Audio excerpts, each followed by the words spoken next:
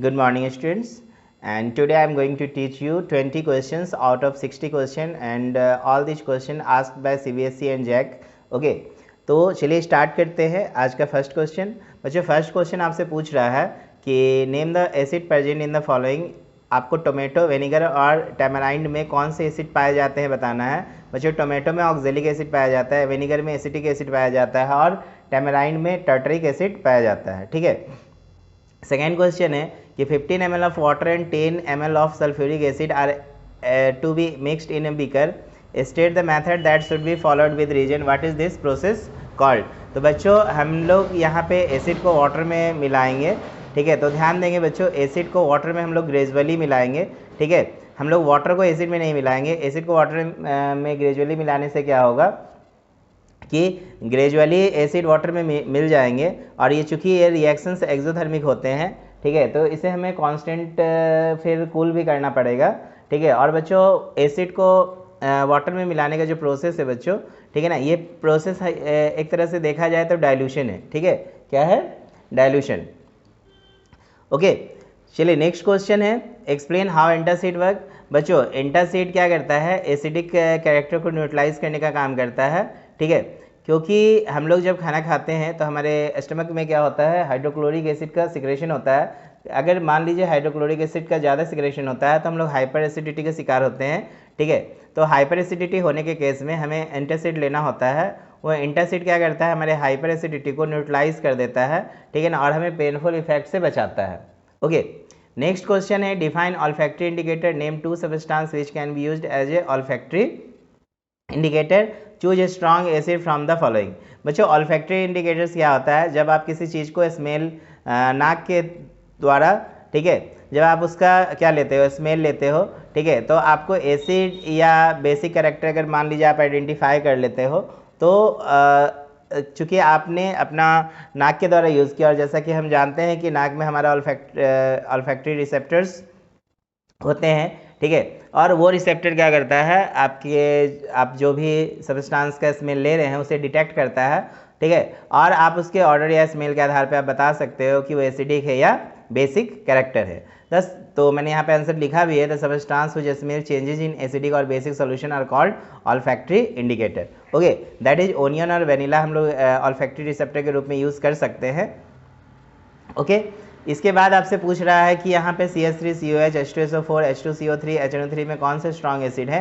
बच्चों mineral acid जो होते हैं काफ़ी स्ट्रॉन्ग एसिड माने जाते हैं, तो यहाँ पे H2SO4 और HNO3 जो है, ठीक है, ये स्ट्रॉन्ग एसिड होंगे, जबकि CH3COH और H2CO3 जो होंगे वीक एसिड होंगे। वहीं आपको पता होना चाहिए CH3COH जो होता है एक ऑर्गेनिक एसिड कहलाता है, और जैसा कि हम लोग जानते हैं कि ऑर्गेनिक एसिड जो होते हैं वो वीक एसिड की श्रेणी में आते हैं। तो आंसर यहाँ पे हो जाएगा मेनली H2SO4 और HNO3। ठीक है ना, ये दोनों आपका स्ट्रांग होगा, इसके मुकाबले ये वीक हो जाएंगे और ये सबसे वीक एसिड होगा। ओके, नेक्स्ट क्वेश्चन है, white coloured powder is used by doctor for supporting fracture bone. Right chemical name and formula of the powder when this white powder is mixed with water, a hard solid mass is obtained. Write the balanced chemical equation of the change. बच्चों doctor जो जब मान लो कि हम लोग के पैरों में, हाथों में जब फ्रैक्चर्स होते हैं, ठीक है ना, बोन्स में जब फ्रैक्चर्स होते हैं, तो डॉक्टर क्या करते हैं, केमिकल एक वाइट पाउडर लाते हैं। ठीक है, और वो वाइट पाउडर का पेस्ट लगा के उस फ्रैक्चर्स में लगा देते हैं। बच्चों होता क्या है, वाइट पाउडर जो उन्होंने लिया, डॉक्टर ने जो सेलेक्ट किया, वो कैल्शियम सल्फेट हेमीहाइड्रेट होते हैं। ठीक है, और जैसे इनका ये पेस्ट तैयार किए तो ये वाटर के मॉलिक्यूल से मिलकर हार्ड बन जाते हैं, जिप्सम, इसे हम लोग जिप्सम बोलते हैं। ओके, तो हमसे पूछा है right chemical name and formula of the powder. तो ये केमिकल नेम जो होगा बच्चों CaSO4.12H2O। ठीक है, इसको हम लोग बोलते हैं कैल्शियम सल्फेट हेमीहाइड्रेट या प्लास्टर ऑफ पेरिस, आपने पढ़ा होगा पहले। ठीक है, और ये वाइट पाउडर को जब हमने वाटर के साथ मिक्स किया तो ये जो प्रोडक्ट बना बच्चों, ये जिप्सम कहलाता है। ठीक है, तो आपसे पूछा जा रहा है कि इस रिएक्शन के को बैलेंस करके दिखाइए। तो बच्चों आप हिट एंड ट्रायल मेथड से इस रिएक्शन को बैलेंस करके लिख सकते हैं। जैसे कि यहाँ पर आपका फार्मूला जो है calcium sulphate into half H2O, that is hemihydrate solution में हमने 1.5 H2O मिलाया। तो देखिए 1.5 और 3/2 H2O मिलके जो हो जाएंगे वो 2H2O बनेंगे यहाँ पर। ठीक है, तो ये जिप्सम हो जाता है। इसके बाद है बच्चों next question, explain the action of dilute hydrochloric acid on the following with the chemical equation. बच्चों पहला है मैग्नीशियम रिबन, सेकेंड है सोडियम हाइड्रोक्साइड और तीसरा है क्रश्ड सेल। ठीक है, तो बच्चों जब मैग्नीशियम रिबन को हम हाइड्रोक्लोरिक एसिड के साथ रिएक्ट कराएंगे, ठीक है, तो मैग्नीशियम क्लोराइड बनेगा और हाइड्रोजन गैस बनेगा। हमसे यहाँ पर सवाल में क्या पूछ रहा है कि आपको डाइल्यूट HCl का एक्शन बताना है मैग्नीशियम रिबन के ऊपर, सोडियम हाइड्रोक्साइड के ऊपर और क्रश्ड एक सेल के ऊपर। तो यहाँ पे हमने देखा कि मैग्नीशियम हाइड्रोक्लोरिक एसिड से रिएक्ट करके मैग्नीशियम क्लोराइड और हाइड्रोजन गैस बना रहा है, जबकि सोडियम हाइड्रोक्साइड HCl से रिएक्ट करके सोडियम क्लोराइड वाटर बना रहा है। और क्रश्ड एक सेल जो हो, चूँकि हमें पता है ये कैल्शियम कार्बोनेट का बना होता है, तो ये HCl से रिएक्ट करके कार्बन डाइऑक्साइड गैस रिलीज करता है। ओके, CaCl2 H2 और कार्बन डाइऑक्साइड बनाता है। इसके बाद नेक्स्ट क्वेश्चन है बच्चों, state reason for the following statements. पहला क्वेश्चन है tap water conduct electricity where distilled water doesn't. Second है dry hydrogen chloride gas doesn't turn blue litmus and where dilute hydrochloric acid does. Next है इसमें during summer reason a milkman usually adds a very small amount of baking soda to fresh milk. Fourth दिया है for a dilution of acid, acid is added into water and not water into acid. And fifth में पूछा है ammonia is base but doesn't contain hydroxyl group. तो बच्चों पहला question हम लोग देखते हैं कि टैप वाटर कंडक्ट इलेक्ट्रिसिटी, जबकि डिस्टिल वाटर नहीं। तो बच्चों टैप वाटर में क्या होते हैं, आयंस मौजूद होते हैं, ठीक है ना, जबकि डिस्टिल वाटर में आयंस मौजूद नहीं होते हैं। अब इसको कैसे समझा जाए बच्चों, टैप वाटर में क्या होते हैं, एक्सेस आयन होते हैं, ठीक है। आपका H+ की जो आयंस होंगे वो OH- की अपेक्षा ज़्यादा होंगे, लेकिन डिस्टिल्ड वाटर में, या फिर आप ऐसा कर सकते हो OH- आयन की नंबर्स जो होंगे H+ आयन की संख्या में ज़्यादा होंगे, लेकिन डिस्टिल्ड वाटर में क्या होंगे कि जितने H+ आयन्स होंगे उतने ही OH- आयन होंगे जो एक दूसरे को न्यूट्रलाइज कर देगा। इसलिए हम कहते हैं कि टैप वाटर में आयन्स मौजूद होते हैं जिसकी वजह से इलेक्ट्रिसिटी कंडक्ट होता है, जबकि डिस्टिल्ड वाटर में चूंकि दोनों +- आयन न्यूट्रलाइज कर देते हैं, तो हम कहेंगे इसमें कोई भी एक्स्ट्रा आयन मौजूद नहीं होते हैं, ठीक है, जिसके वजह से यह इलेक्ट्रिसिटी कंडक्ट नहीं करते हैं।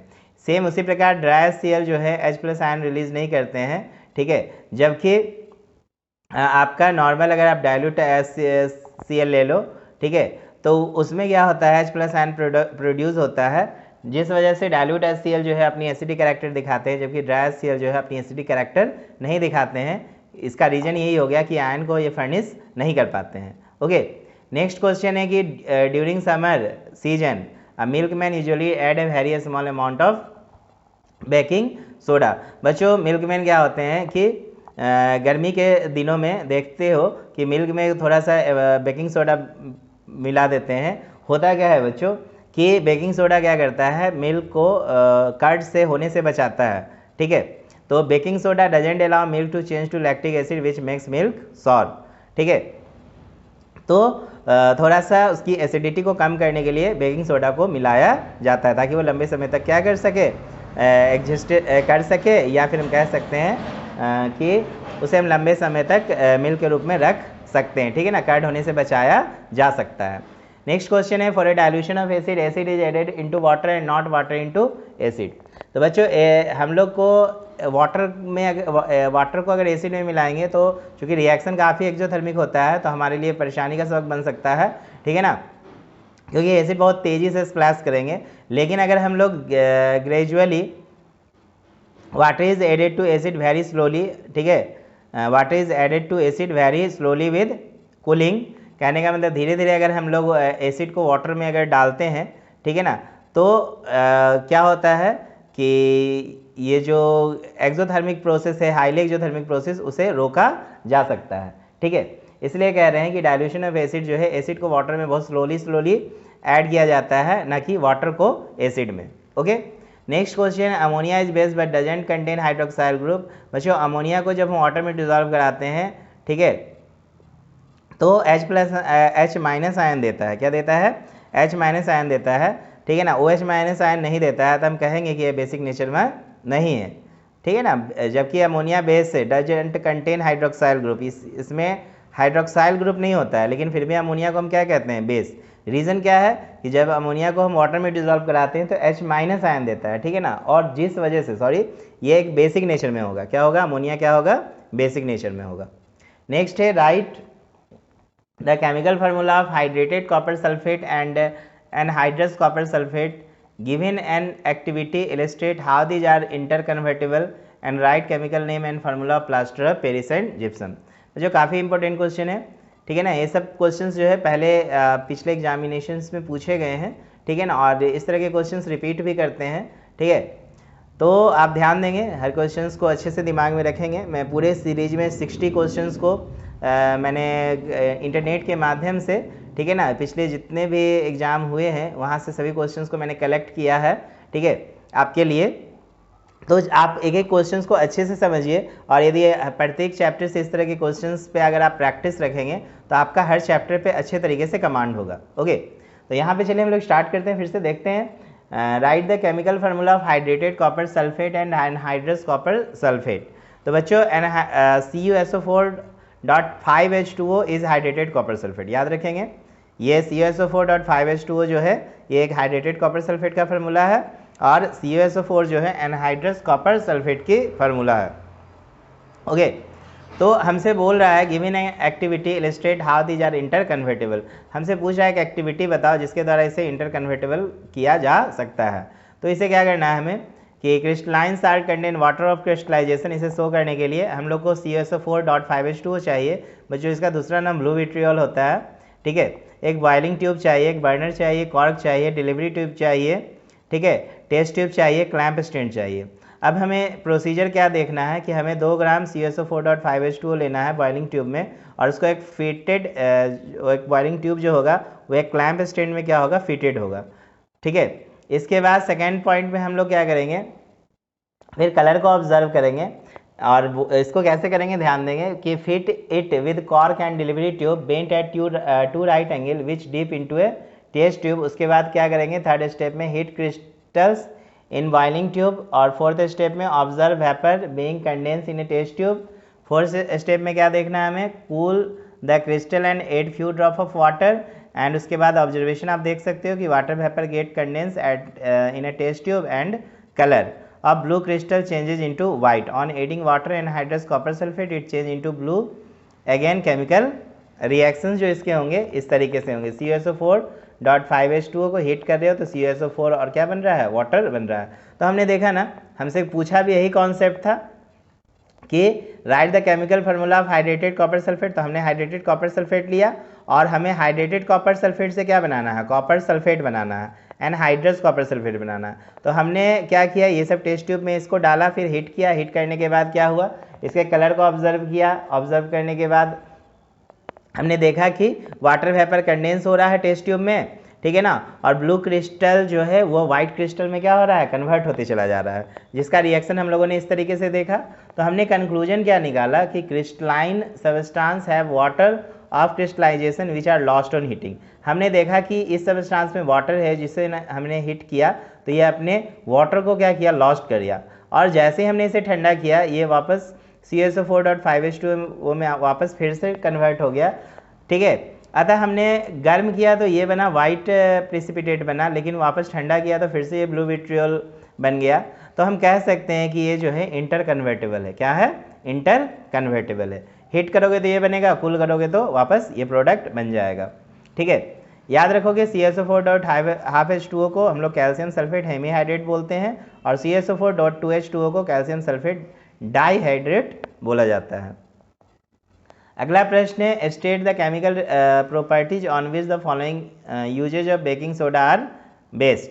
बच्चों दिया है as a antacid, as a soda acid fire extinguisher, to make bread and cake soft and spongy. हमसे पूछा क्या जा रहा है कि state the chemical properties on which following uses baking soda. कह रहा है आपको क्या बताना है, केमिकल प्रॉपर्टीज, वो केमिकल प्रॉपर्टीज बताना है, ठीक है, जिसमें हम बेकिंग सोडा का क्या कर रहे हैं, यूज़ कर रहे हैं। जैसे अभी मैंने फर्स्ट पॉइंट में बोला कि बेकिंग सोडा को हम एंटासिड के रूप में यूज़ कर रहे हैं। तो बच्चों it is weakly basic in nature and neutralise hyper acidity, ठीक है। बच्चों ये बहुत वीक ये कह सकते हैं कि वीकली बेसिक नेचर है, और ये हमारे अंदर जो हाइपर एसिडिटी हो जाते हैं स्टमक में उसको न्यूट्रलाइज करने का अच्छा काम करता है। तो हम कह सकते हैं कि बेकिंग सोडा जो है एंटासिड के रूप में बिहेव कर रहा है। दूसरा है जो सोडा एसिड, तो ये क्या कर रहा है, NaOH ये CO2 के साथ ये रिएक्शन करके बेकिंग सोडा जो है रिएक्शन करके क्या कर रहा है, CO2 और H2SO4 बना रहा है। ठीक है, अब जानते हैं हमें ना CO2 जो होता है वो फायर एक्सटिंजर का काम करता है। कहने का मतलब मान लीजिए कहीं पे आग लगा हुआ है तो वहाँ पे ऑक्सीजन के एटमॉस्फेयर को क्या करता है, ख़त्म करता है। कार्बन डाइऑक्साइड का एनवायरनमेंट आने से जो कंबस्शन प्रोसेस है बच्चों वो रुक जाता है। ठीक है, तो हम फायर एक्सटिंजर के रूप में भी इस रिएक्शंस को यूज़ करते हैं। और तीसरा to make bread and cake soft. बच्चों NaOH के वजह से क्या होता है, यहाँ पर कार्बन डाइऑक्साइड का फॉर्मेशन होता है। अब हमें पता है कि ब्रेड और केक जो है स्पंजी बन रहा है, सॉरी ये बेकिंग सोडा, NaOH नहीं मैंने बोल रहा, बेकिंग सोडा की वजह से यहाँ पे कार्बन डाइऑक्साइड का फॉर्मेशन हो रहा है। कार्बन डाइऑक्साइड के फॉर्मेशन के होने की वजह से ब्रेड और केक जो होते हैं काफ़ी सॉफ्ट और स्पंजी बन जाते हैं। ओके, नेक्स्ट क्वेश्चन है how is washing soda is obtain from the baking soda. बच्चों बेकिंग सोडा से वॉशिंग सोडा कैसे बनाते हैं, तो बेकिंग सोडा को आप हीट कर दो। ठीक है, तो देखो आप washing soda carbon dioxide water बनेगा, तो baking soda on heating give sodium carbonate which on crystallisation form hydrated washing soda. Okay, देखिए ये हाइड्रेटेड वॉशिंग सोडा का ये फार्मूला है। ठीक है, Na2CO3 जो है 10H2O से मिलकर Na2CO3.10H2O बना रहा है। तो हमसे ये पूछा था। नेक्स्ट क्वेश्चन है name the natural source of each of the following acid. बच्चों citric acid, oxalic acid, lactic acid, tartaric acid, इसका नेचुरल सोर्स बताना है। तो साइट्रिक एसिड का नेचुरल सोर्स बच्चों लेमन ऑरेंज है, ऑक्जेलिक एसिड का टोमेटो गुआवा है, लैक्टिक एसिड का सॉर मिल्क है, टार्टरिक एसिड का टैमराइंड है। ओके, नेक्स्ट क्वेश्चन है कि student detected the pH of 4 unknown solution ABCD 11, 15, 7 and 2 predict the nature of the solution. ठीक है, देखिए बच्चों ये 2 है, इसका मतलब ये एसिडिक नेचर वाले होंगे, ये भी एसिडिक नेचर वाले, ये स्ट्रॉन्ग एसिड नेचर वाले होंगे, ये थोड़ा वीक एसिड होगा, ये स्ट्रॉन्ग बेस होगा 11 नंबर और ये क्या हो जाएंगे, वीक हो जाएंगे। तो अब आराम से आप आइडेंटिफाई कर सकते हो। तो ए इज बेसिक, ठीक है ना, basic, B is acidic, B देखिए एसिडिक है, सी नेचुरल होगा, न्यूट्रल हो जाएगा, इसे आप न्यूट्रल कर लेंगे क्योंकि इसका pH कितना है 7 है। ठीक है ना, और डी जो होगा स्ट्रांगली एसिड होगा क्योंकि इसकी pH वैल्यू बहुत कम है, 2 के बराबर है, ये न्यूट्रल सॉल्यूशन हो जाएगा 7। ओके, नेक्स्ट है give the constituents of baking powder and why cake और bread swell on eating baking powder, write the chemical. बच्चों baking powder containing sodium hydrogen carbonate and tartaric acid. ठीक है, और चूंकि ये कार्बन डाइऑक्साइड का formation करता है रिएक्शंस के दौरान जब इसे हम हीट करते हैं, जिस वजह से ये क्रेड और ब्रेड जो होता है स्वेल हो जाता है, फूल जाता है, फ्लफी हो जाता है। ओके, तो इसके लिए आप ये रिएक्शन को रिमेंबर रख सकते हैं। अगला प्रश्न है equal length of magnesium ribbon are taken into test tube A and B and H2SO4 is added to test tube A and H2CO3 in test tube B in equal amount. Identify the test tube showing vigorous reaction. Give reason on support to your answer. Name the gas liberated in both the tubes. How will you prove its liberation? Write chemical equation for both the reaction. Out of the 2 acid taken above, which one will have lower pH and lower H plus concentration respectively? काफ़ी important question है, ठीक है ना, practical type का question है बच्चों। हमसे simple सा पूछा है कि हमारे पास क्या है, equal length of magnesium ribbon है। ठीक है, 2 टेस्ट ट्यूब में हमने लिया है A और B में। ठीक है, टेस्ट ट्यूब A और B, हम H2SO4 को डाल रहे हैं टेस्ट ट्यूब A में और जहाँ H2CO3 को टेस्ट ट्यूब B में डाल रहे हैं। हमें जैसा कि पता है H2SO4 जो है स्ट्रॉन्ग एसिड है, ठीक है ना, और H2CO3 जो है वीक एसिड है। इसका मतलब यहाँ पे ये काफ़ी स्ट्रॉन्ग एसिड है, इसका मतलब ये वाइग्रस रिएक्शंस दिखाएगा। ओके, इसके लिए हम लोग रिएक्शन में देखेंगे। ठीक है ना, हाइड्रोजन गैस भी है, बहुत तेज़ी से बनाएगा। ओके, कौन सा गैस लिबरेट करेगा पूछ रहा है ना, तो हाइड्रोजन गैस लिबरेट करेगा। तो चलिए इसके कॉन्सेप्ट को समझते हैं। तो देखिए सबसे पहले मैंने आपको बताया H2SO4 जो है वाइग्रस रिएक्शन दिखाएगा। क्यों? क्योंकि H2SO4 एक स्ट्रॉन्ग एसिड है और हाइड्रोजन गैस फॉर्म करेगा तो ब्रिंग।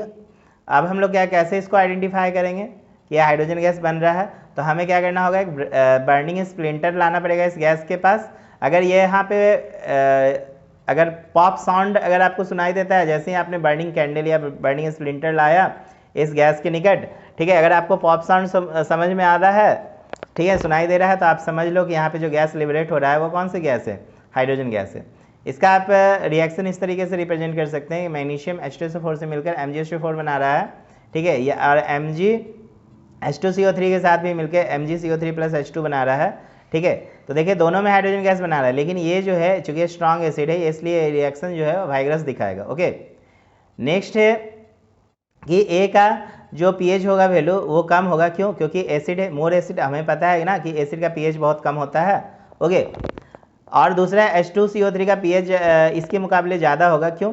क्योंकि इसमें H+ का कंसंट्रेशन जो होता है कम होगा, किसके अपेक्षा? H2SO4 की अपेक्षा। H2SO4 में H+ का कंसंट्रेशन ज़्यादा होगा, जिसकी वजह से पीएच लो होगा, और H2CO3 में क्या होगा? H+ का कंसंट्रेशन कम होगा, जिसकी वजह से इसका पीएच क्या हो जाएगा? हाई हो जाएगा। नेक्स्ट क्वेश्चन है, how will you test for the gas which is liberated when hydrochloric acid react with an active metal.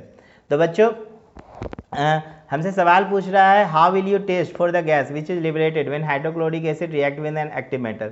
जब कोई एक्टिव मेटल हाइड्रोक्लोरिक एसिड से रिएक्ट कर रहा है तो हम कैसे उस गैस का जो गैस बन रहा है उसको टेस्ट करेंगे, कौन सा गैस बन रहा है। ठीक है, तो बच्चों अभी मैंने जस्ट आपको बताया कि हाइड्रोजन गैस को चेक करने के लिए हमें क्या करना पड़ेगा, वहाँ पर जलती हुई कैंडल वगैरह ले जाना होगा। अगर वो पॉप साउंड के प्रोड्यूस करता है और वो बंद हो जाता है तो हम समझेंगे कि यहाँ पर हाइड्रोजन गैस ही है। ठीक है, तो जनरली हमें पता है कि मेटल जो है हाइड्रोक्लोरिक एसिड से रिएक्ट करेगा तो हाइड्रोजन गैस फॉर्म करेगा। तो bring a burning match stick near the gas, it Burns with pop sound showing that it is hydrogen. Pop sound के साथ यदि अगर बर्न हो रहा है तो हम कहेंगे ये जो गैस मौजूद है यहाँ पर वो कौन सा है? हाइड्रोजन गैस है। नेक्स्ट है, right the name given to bases that are highly soluble in water. Give an example. How is tooth decay related to pH? How can it be prevented? Why does bee sting cause pain and irritation? Rubbing of baking soda on sting area gives relief. How? तो इसको समझते हैं हम लोग। पहला question क्या है बच्चों? Write the name given to base that are highly soluble in water and give an example. तो बच्चों अल्काली जैसे कि NaOH, NaOH है, ठीक है, सोडियम हाइड्रोक्साइड।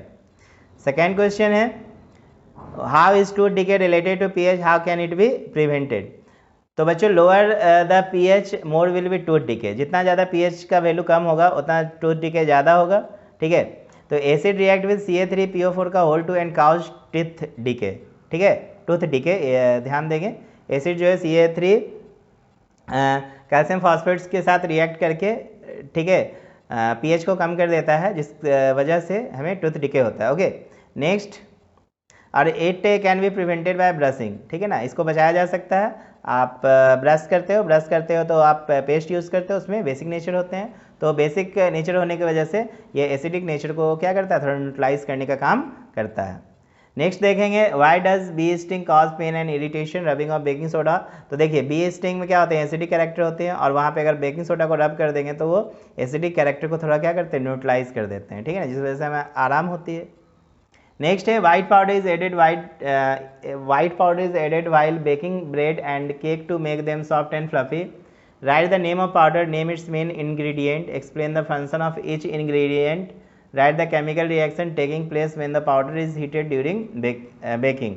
तो बच्चों ये बेकिंग पाउडर ही होगा। अभी हम लोग जस्ट पढ़े थे कि बेकिंग NaCO3 को हीट करते हैं तो Na2CO3 बनता है, यहाँ पे कार्बन डाइऑक्साइड बनता है और वाटर भी बनता है। ठीक है, तो मेनली रूप से क्या कंसिस्ट करेंगे? Sodium hydrogen carbonate and tartaric acid. Sodium hydrogen carbonate gives CO2 which makes cake soft and fluffy. Tartaric acid neutralise the bitterness due to the sodium carbonate produce. को याद रखेंगे, इंपॉर्टेंट क्वेश्चन है, बार बार आ रहा है ये question. ठीक है, sodium hydrogen carbonate is basic salt, justify the statement, how is converted into washing soda and explain. बच्चों हमसे पूछा जा रहा है कि सोडियम हाइड्रोजन कार्बोनेट जो बेसिक साल्ट है, आपको एक स्टेटमेंट देके जस्टिफाई करना है कि आप इसको वॉशिंग सोडा में कैसे कन्वर्ट करोगे। तो बच्चों सोडियम हाइड्रोजन कार्बोनेट जो है साल्ट अब sodium hydroxide and carbonic acid है, ठीक है ना, एक बेसिक साल्ट है, इसको कन्वर्ट किया जा सकता है into washing soda by heating. देखिए हम हीट कर रहे हैं, ये जो हीटिंग प्रोसेस है, फिर आप इसका क्रिस्टलाइजेशन कर दीजिए। ठीक है, तो यहाँ पर क्या बन जाएगा? वॉशिंग सोडा के रूप में हम इसे कन्वर्ट कर सकते हैं। ठीक है, नेक्स्ट है, describe an activity with diagram to illustrate that the reaction of metal carbonate and metal bicarbonate with acid produces carbon dioxide. Write the relevant equation of all the reaction that take place. Name any two forms in which calcium carbonate is found in nature. तो बच्चों यहाँ पे हमसे बोल रहा है कि activity एक डायग्राम बनाओ, एक एक्टिविटी को वहाँ पर दिखाओ उस डायग्राम में। ठीक है, जिससे कि क्या होगा कि the reaction of metal carbonate and metal bicarbonate with acid produces carbon dioxide. ठीक है, तो इसके लिए हम क्या करेंगे बच्चों? कि हमको क्या क्या चीज़ का रिक्वायरमेंट होगा। हमें CaCO3 मार्बल चिप का रिक्वायरमेंट होगा, उल्फ बोतल का थ्रिसल फेनल का रिक्वायरमेंट होगा, डाइल्यूट HCl का रिक्वायर होगा, gas jar, match box, delivery tube bent at 2 right angle and lime water. चलिए इसको सेटअप को समझते हैं। ठीक है, यहाँ पे देखिए इस तरह से हम लोग को सेटअप करना होगा पहले। ठीक है ना, आप देख रहे हैं ये उल्फ आपका बोतल है, थ्रिसल फ्यूनल है यहाँ पे लगा हुआ है, इसमें डाइल्यूट HCl अभी हम लोग डालेंगे तो CaCO3 का कॉन्सेप्ट, फिर यहाँ पे CO2 बनेगा, फिर वगैरह वगैरह। तो चलिए इस चीज़ को समझते हैं। ठीक है, इसके लिए हमें क्या करना है, एक मार्बल चिप लेना है उल्फ बोतल में। इसको हम अपरेटस को दिए गए जो अभी हमने यहाँ पे आपको बताया, इस एक्टिविटी को सेटअप करने के लिए ये सारी चीज़ का आपको जुगाड़ करना पड़ेगा पहले। ठीक है, इसके बाद आपको क्या करना है, मार्बल चिप को उल्फ बोतल में डालिए। इसके बाद set the apparatus as shown in the diagram. Next क्या करना है, add dilute HCl with the help of thistle funnel. आप यहाँ पे थ्रिसल फ्यूनल में के मदद से क्या डालो, HCl डालो। Collect the gas in gas jar by upward displacement of air. फिर आप यहाँ से गैस को देखो, इसमें आप कलेक्ट करो। इसके बाद bring the burning match stick near the gas jar and record your observation. यहाँ पे आप बर्निंग मैच स्टिक लाओ और ऑब्जर्वेशन को क्या करो, रिकॉर्ड करो। Pass the gas evolving through lime water, इस गैस को लाइम वाटर से होकर पास करो और फिर ऑब्जर्वेशन को रिकॉर्ड कर लो। ऑब्जर्वेशन क्या मिलेगा बच्चों, burning match stick will get extinguished because carbon dioxide is neither combustible nor supporter of combustion। Carbon dioxide क्या होता है, ये ना कंबस्शन में सपोर्ट करता है। ठीक है, लाइम वाटर विल टर्न, और लाइम वाटर क्या करेगा, विल मिल्की कलर में कन्वर्ट हो जाएगा। क्यों, because in formation of insoluble calcium carbonate it can be used as test for CO2। हम लोग CO2 के टेस्ट के लिए भी ये एक्सपेरिमेंट को करते हैं। अगर आपसे पूछा जाएगा कि how to test CO2 gas, then you can do this experiment. Okay, chemical reactions क्या होगा, ध्यान देंगे। CaCO3 HCl से रिएक्ट करके CaCl2H2 और CO2 बनाएगा, और वापस CaH का होल टू लाइम वाटर जो है CO2 से रिएक्ट करके CaCO3 वाइट PPT बनाएगा, वाटर बनाएगा। कंक्लूजन आपने क्या निकाला कि metal carbonate react with dilute acid to liberate carbon dioxide, limestone, chalk, marble are different form of calcium carbonate. All metal carbonate and hydrogen carbonate react with acid to form corresponding salt, water and carbon dioxide। ठीक है, तो इसकी जगह आप use कर सकते हो। Next है question, identify the acid and the base which combination form of common salt that you use in your food. Write its formula and chemical name of this salt. Name the source from which where it is obtained. What is rock salt. Mention its color and the reason due to which it has this color। what happen when electricity is passed through brine and write the chemical equation। देखिए ढेर सारा question है इसमें। सबसे पहला question है identify the acid and the base which combination form of common salt. तो देखिए पहला हमने लिखा कि HCl को NaOH के साथ, देखिए कॉमन सॉल्ट HCl और NaOH को अगर हम मिलाएंगे तो HCl एसिड है, NaOH क्या है, बेस है, जो मिलके क्या बनाएंगे, कॉमन साल्ट बनाएंगे। ठीक है ना, इट फॉर्म्स NaCl। क्या बनाएंगे, NaCl। It is obtain from sea water. Second question है what is rock salt. Mention its colour and reason due to which it has this colour. तो rock salt is common name for the mineral highlight.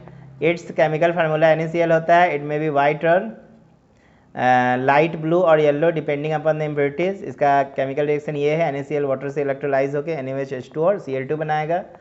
ठीक है, next question है what happen when electricity is pass through brine. Write the chemical equation for it.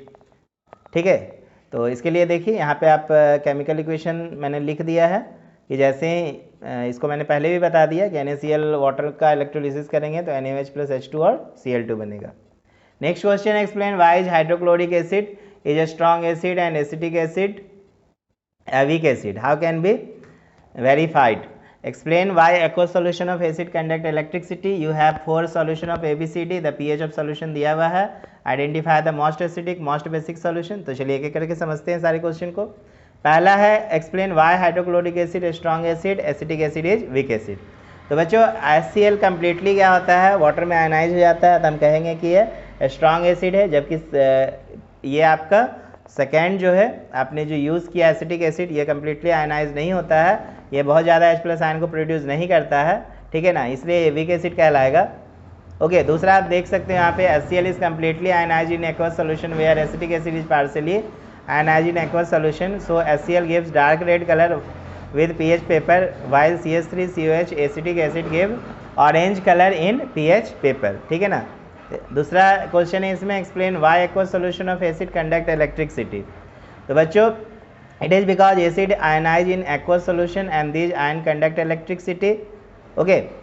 And air A is most acidic, मैंने आपको पहले ही बताया ये acidic होगा और सी जो होगा मोस्ट बेसिक होगा, ओके।